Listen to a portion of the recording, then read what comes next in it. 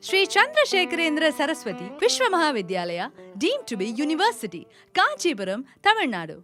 Admission open. Apply online at www.kanchiuniv.ac.in.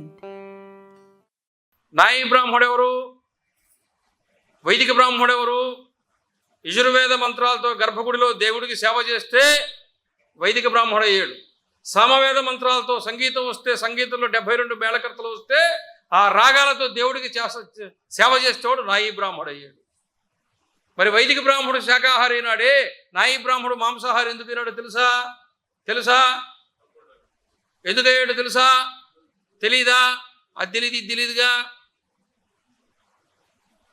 దేవాలయంలో వైదిక బ్రాహ్మణుడు శైవులైనా వైష్ణవులైనా ఆచార్యులైనా వీళ్ళైనా దేవాలయంలో అర్చకత్వం చేసేవాళ్ళు ప్రతి ఒక్కళ్ళు కూడా ఆయుర్వేద వైద్య విధానం నేర్చుకున్నారు.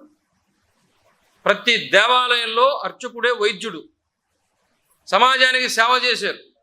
రాజవైద్యులు వేరు. అయిందా?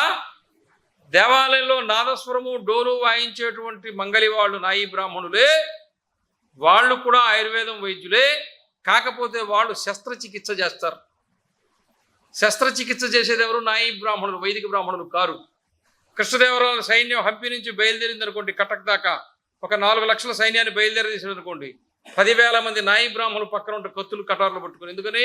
యుద్ధంలో కాళ్ళు చేతులు విరగడితే కట్లు కట్టేది వాళ్ళు, విరిగితే ఎక్కడ కత్తులతో ఘాట్లు పడితే కుట్లు వేసేది వాళ్ళు, శస్త్రచికిత్సకులు వాళ్ళు. అంతేనా? ప్రపంచంలో మొట్టమొదటి ఫిజియోథెరపిస్టులు ఎవరు? మంగళవాళ్ళు. ప్రపంచంలో మొట్టమొదటి సిజేరియన్స్ ఎవరు? ఏమంటారు ఫిజిషియన్గా? సర్జన్స్ ఎవరు? వాళ్ళు చేసేటువంటి వైద్యంలో కొన్ని మాంసాలు కలుపుతారు. పక్షవాతానికి మందిస్తారు. పక్షవాతానికి మందిస్తే దానికి లేహం తయారు చేస్తే దానిలో జముడుకాకి మాంసం కలుపుతారు. కీళ్ళ నొప్పులకు మందిస్తారు, దానికి ఈ పక్షులు ఉంటాయి కొన్ని పక్షులు, ఆ పక్షుల మాంసాన్ని కలుపుతారు. ఎద్దు కొమ్ములో ఉండే కొవ్వు, జింక దుప్పి కొమ్ములో ఉండే కొవ్వు, ఆల్చిప్పలు, ఇవన్నీ కూడా వైద్యంలో వాడతారు నాయి బ్రాహ్మణులు. అలా వాటికి సంబంధించిన చేస్తున్నారు కాబట్టి వాళ్ళు మాంసాహారులు అయ్యారు. చరిత్ర మనం అర్థం చేసుకోం, చదువుకోం, ఎవరెక్కడి నుంచి వచ్చారో తెలుసుకోం. మనం ఈ మానవ సమాజ సాంఘిక జీవన విధానాన్ని శాశ్వతంగా నిలపడానికి ఏ వృత్తులు, ఏ వ్యవస్థలు ఉండాలో వాటన్నింటినీ అత్యంత ప్రామాణికంగా, బాధ్యతగా, విశాలమైన భావనతో నిర్మాణం చేశారు పూర్వీకులు. మనం అర్థం కాక ఇప్పుడు ధ్వంసం చేసుకుంటూ ఉన్నాం. అర్థమైందా? విష్ణుదాస్ శ్రీకాంత్ గారు AB6 ఛానల్ ద్వారా ఎన్నో విషయాలు మన కమ్యూనిటీకి సంబంధించి ఆయన చేస్తున్న కృషి వెలగట్టలేనిది. AB6 ఛానల్కు అందరూ సబ్స్క్రైబ్ చేసుకోండి. Please subscribe to AB6 channel.